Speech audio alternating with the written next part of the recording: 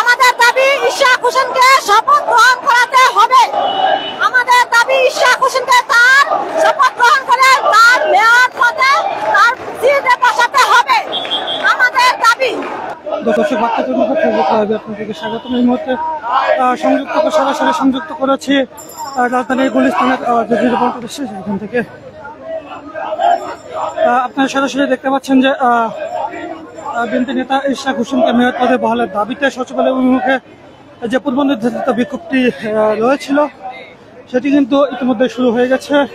ঢাকাবাসীর ব্যানারে ইশরাকের সমর্থনে আজকের এই বিক্ষোভ মিছিলটি অনুষ্ঠিত হচ্ছে এবং বিক্ষোভ মিছিলটি কিন্তু ইতিমধ্যে সচিবালয় অভিমুখে যাত্রা শুরু করেছে।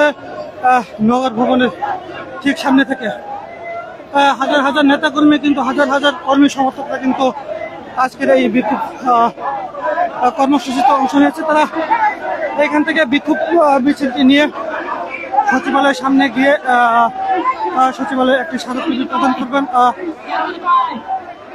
দেখতে পাচ্ছি যে স্লোগানে আমাদের প্রাণের দাবি জনতার মেয়র ইঞ্জিনিয়ার ইশরাক হোসেনকে কোর্ট থেকে তার মেয়রের ফুল বৈধ পারমিশন দেওয়ার পরেও তার কোনো পারমিশন দেওয়া হচ্ছে না, তাকে মেয়র পদে নিযুক্ত করা হচ্ছে না।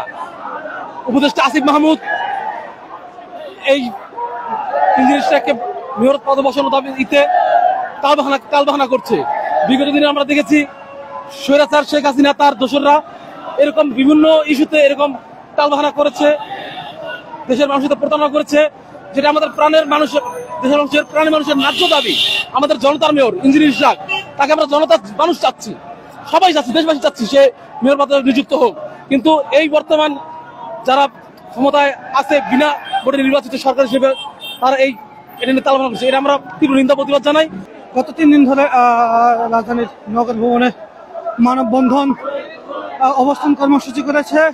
এর ধারাবাহিকতায় আজকে কিন্তু নেতাকর্মীরা নগর ভবন থেকে সচিবালয় অভিমুখে বিক্ষোভ মিছিল কর্মসূচি ঘোষণা করে এবং এই বিক্ষোভ মিছিলটি ইতিমধ্যে শুরু হয়ে গেছে।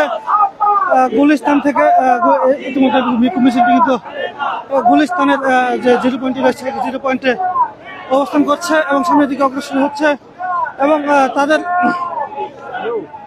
যে দাবি অতি বিলম্বে ইশরাক হোসেনকে মেয়র পদে শপথ গ্রহণের ব্যবস্থা করে এই অন্তর্বর্তীকালীন সরকার। এবং তারা যেটি বলছে অন্তর্বর্তীকালীন সরকারের কিছু উপদেষ্টা ষড়যন্ত্র করে ইশরাক হোসেনকে মেয়রের পদ থেকে বঞ্চিত করছে। তারা যেটি বলছেন যে 2020 সালে যে নির্বাচন হয়েছে সেই নির্বাচনে ব্যাপক কারচুপি হয় এবং ওই নির্বাচনে তাদের এই নেতাকর্মীদের দাবি যে ইশরাক হোসেন মেয়র পদে নির্বাচিত হয়েছিল বিপুল ভোটে এবং এরই প্রেক্ষিতে আদালতের রায়ের মাধ্যমে তারা ইশরাক হোসেনকে মেয়র পদে যে ঘোষণা করা হয় সেটি কিন্তু বহাল চাচ্ছে আজকের এই বিক্ষোভ মিছিলের মাধ্যমে। আজকে সচিবালয়ে অবস্থান কারণটা আমরা অনির্বাচন প্রশাসনকে সরাইয়া নির্বাচিত মেয়রকে আমরা দেখতে চাই। আমাদের ঢাকাবাসী এক হয়েছি, আমরাও অবস্থান করেছি ইশরাক হোসেন ভাইকে নির্বাচিত মেয়রকে আমরা এই শপথকে বাধ্য করাতে চাই। দর্শক আপনারা দেখতে পাচ্ছেন যে সচিবালয়ের ঠিক সামনে যে রাস্তাটি রয়েছে ইতিমধ্যে কিন্তু রাস্তাটি কানাকানি পূর্ণ হয়ে গেছেন এবং বাম পাশে যে লেনটি রয়েছে এই লাইনে কিন্তু মানুষের ভিড়ে কিন্তু ইতিমধ্যে যান চলাচল বন্ধ হয়ে গেছে।